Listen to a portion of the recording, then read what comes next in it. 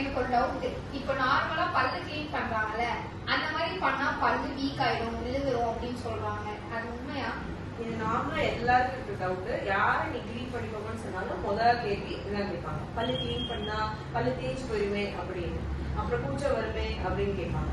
இதெல்லாம் நடக்கும். அதுக்கு காரணம் வந்து உங்க பல்ல வந்து அழுக்கு கவர் பண்ணிருக்கிறதுனால உள்ள பல்லுக்கு உள்ள காத்து பட மாட்டேங்குது. ஆனா என்ன பண்ணணும், அந்த அழுக்கு உள்ள ஆசிட் செக்ரீட் பண்ணி ஆசிட் வந்து இனாமல வந்து அரிச்சிடும். அப்ப நம்ம உள்ள இருக்க டியூப் வந்து எக்ஸ்போஸ் ஆகும். வென்டிலர் டியூப்னு சொல்லுவாங்க. அது வந்து காற்றுக்கு வெளிப்படையா ஆகும்போது பல்லு கிளீன் பண்ண போறது அந்த டியூப் மேல காத்து படும்போது பூச்சம் வரும். ஸோ வரும், வராதுன்னு நான் சொல்லல, வரும். அதுக்குள்ள ட்ரீட்மெண்ட் எடுக்கணும். பூச்சை வருதுன்னு சொல்லி அழுக்க எடுக்காமலே விட்டுட்டா ஈர கீழே இறங்கிட்டே போயிடும். அப்புறம் பல்லு ஆடி பல்ல எடுக்க வேண்டியது வரும், இல்ல அது தானாவே விழுகும்.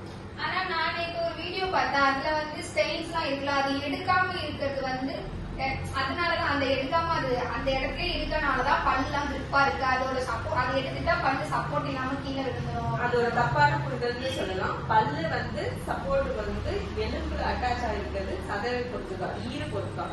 ஈரோட ஹெல்த் நல்லா இல்லாட்டா, ஈரல ஏதாவது நோய்வாய்ப்பட்டா பல்லு விழுந்துடும். அப்ப இந்த ஸ்டெயின்ஸ் நீ சொல்றது வந்து அழுக்கு பேசிக்கா. அது அப்படியே பல்லு மேல அட்டாச் ஆயிருக்கும் போது அது ஈருக்குள்ள ஊடுருவி ஈர கீழே இறக்கிட்டே போகும்.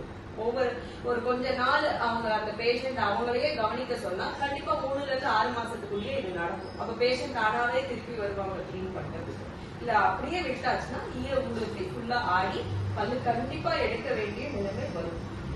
அப்ப ஸ்டேல் பண்ணாலும் எந்த ப்ராப்ளமும் கண்டிப்பா எந்த பிரச்சனையும் கிடையாது. கண்டிப்பா 6 மாசத்துக்கு ஒருக்க கிளீன் பண்ணி வைக்கணும். வெளிநாடுகள்ல எல்லாம் இது ஒரு ப்ரொசீஜரா அவங்க வந்து பண்ணிடுவாங்க. நம்ம பண்றது கிடையாது. அப்ப நம்ம அறியாமைனால அப்படியே விட்டு வச்சு பல விடுறோம்.